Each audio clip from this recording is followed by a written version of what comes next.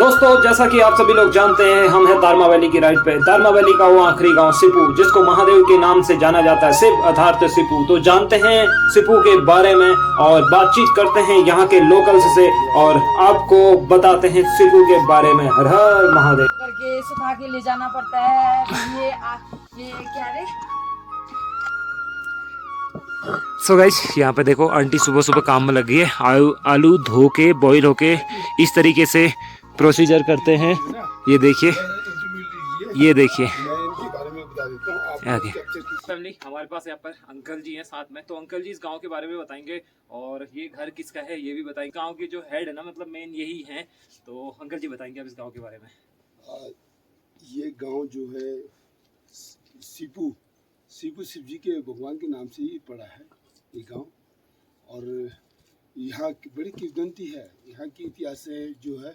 और शिव जी भगवान जी के जब कैलाश जा रहे थे तो उन्होंने अपना यहाँ पे आए कुछ दिन महादेव गुफा में उन्होंने तपस्या करने के बाद वो कैलाश के उनका साक्षात पद चिन्ह यहाँ पे भी मौजूद है 2 जगह।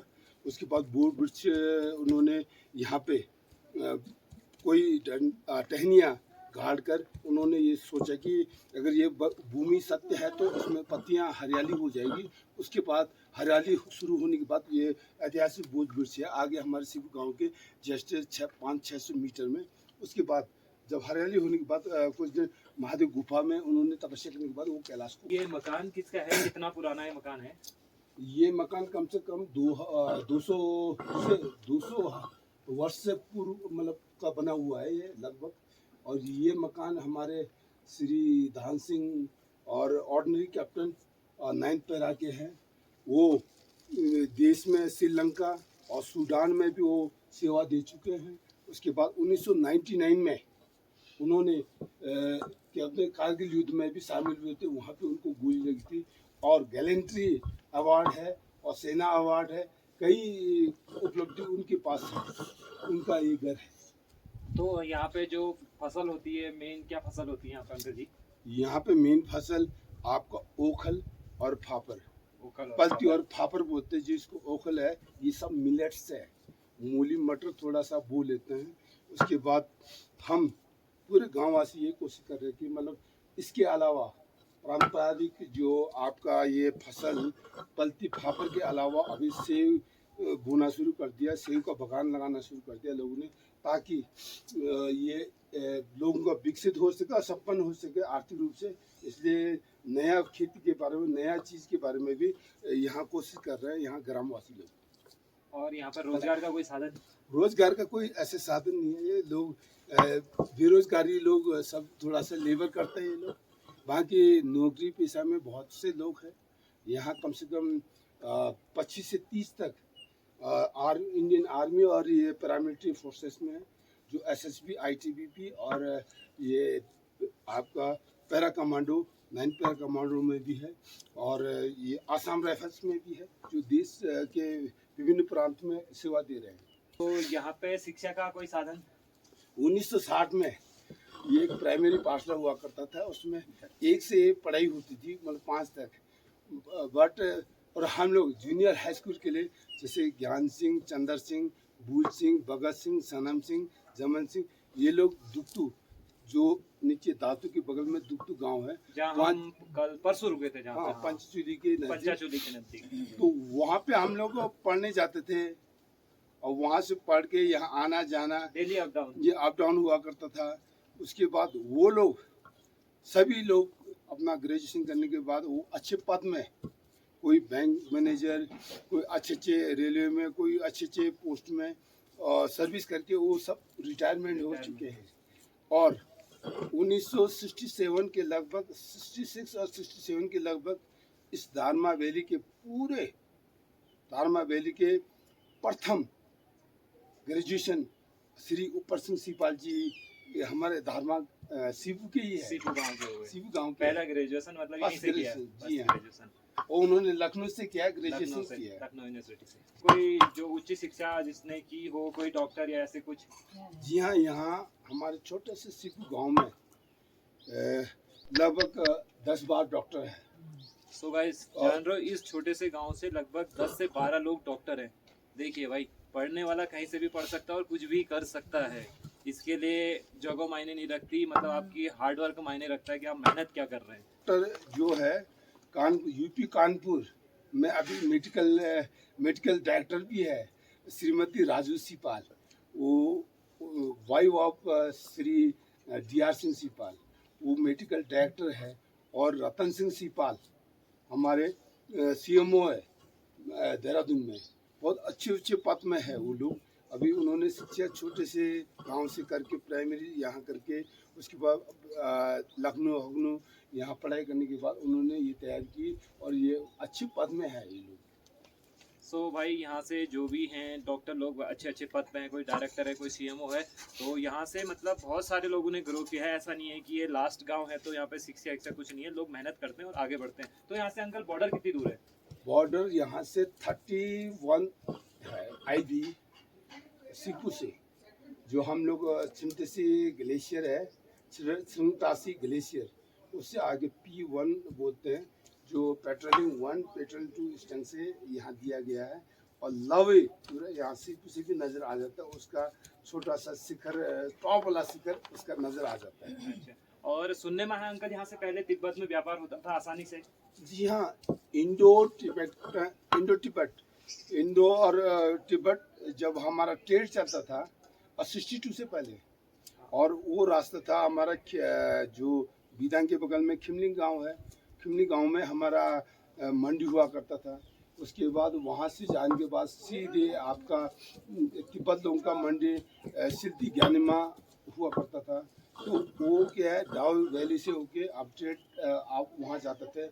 इंडो चाइना एग्रेशन की वजह से, इंडो चाइना एग्रेशन 62 जो 1962 वार हुआ था, एग्रेशन की वजह से वो सब बंद हो चुका है। तो अंकल जैसे यहाँ पे घूमने के लिए टूरिस्ट पैलेस क्या क्या है, मतलब कहाँ लोग विजिट कर सकते हैं? मेन यहाँ ऐतिहासिक चीज़ें हैं। एक तो पद चिन्ह हो गया आपका, ये सचू शहर के बगल में। उसके बाद ये महादेव गुफा हो गया और मल्टी ताल हो गया आपके, जहाँ हम कल गए थे। वहाँ से थोड़ा सा ऊपर जाने के बाद हम लोग को कैलाश का जो पीछे वाला भाग, हाँ, वो भी नजर आया और उसको भी दिखाया आप लोगों को। हाँ, त्रिशूल पर्वत भी दिखे थे। त्रिशूल पर्वत भी। उसके बाद आप आगे दंगना से आगे बुग्याल जो है हमारा, आपका आंसरी ताल हो गया, सो माबम हो गया, ये चीजें आंसरी और सहस ताल और पार्वती ताल भी इधर ही है। ये गुफा महादेव गुफा के नज़दीक आगे 5 किलोमीटर पड़ता है।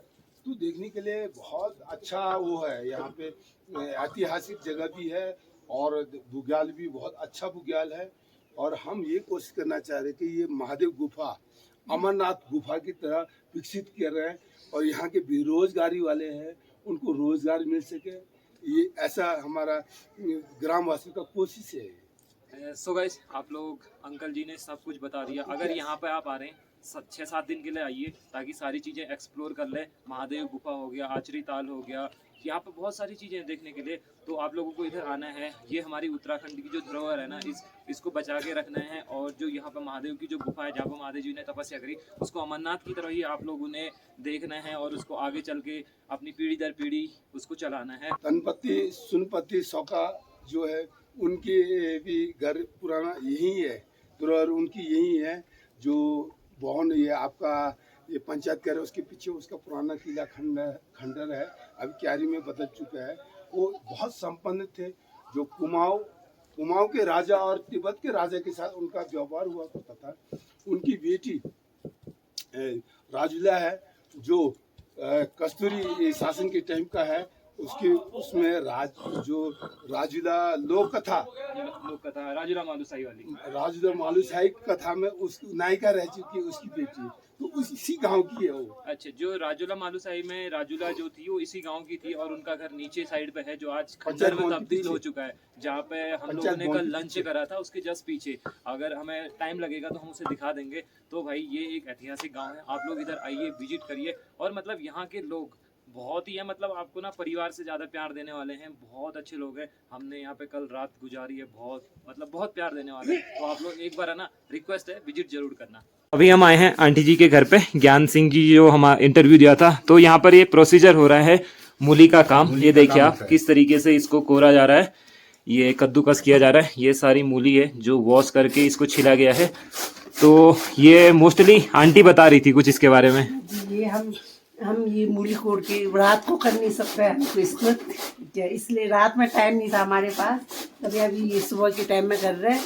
और बाहर नहीं करना पड़ता है, जैसे बाहर करेंगे तो यहाँ तुरंत बर्फ गिर जाती है। फिर इसको ढक के हम लोग नदी किनारे सुखाने ले जाएंगे, शाम को सुखा के लाएंगे।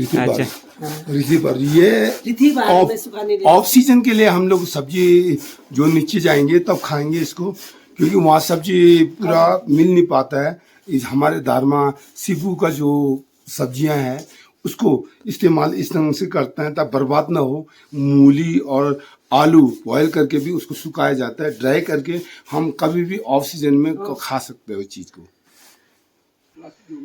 सो गाइस, ये है ज्ञान सिंह जी का घर। देखिए आंटी का, आंटी ने हमें माँ की तरह प्यार दिया है और सर ने पापा की तरह। बिल्कुल हमें यहाँ पर किसी चीज़ की परेशानी नहीं होने दी है। और अंकल आपका घर भी करीब 200 साल पुराना? हाँ, 200 साल पुराना। तो अंकल जी का कहना है इधर कम से कम 7 पीढ़ियाँ, ये 8वीं पीढ़ी आएगी, अब 8वीं पीढ़ी आएगी। Thank you uncle. समस्त ग्रामवासियों को ढेर सारा प्यार और ढेर सारी शुभकामनाएं आगे के लिए। उन लोगों ने हमें यहाँ पे बहुत सारा प्यार दिया, बहुत सारा सपोर्ट किया, अपने बच्चों की तरह रखा। और यहाँ पे महादेव जी के दर्शन करे, आसपास की चीज़ें हमने देखी, घूमे यहाँ पे, बहुत खूबसूरत लगा। ये सफ़र बहुत खूबसूरत था। आप लोगों से एक उम्मीद रहेगी और एक रिक्वेस्ट रहेगी कि आप लोग यहाँ एक बार ज़रूर विजिट करें। हर हर महादेव, हर हर महादेव।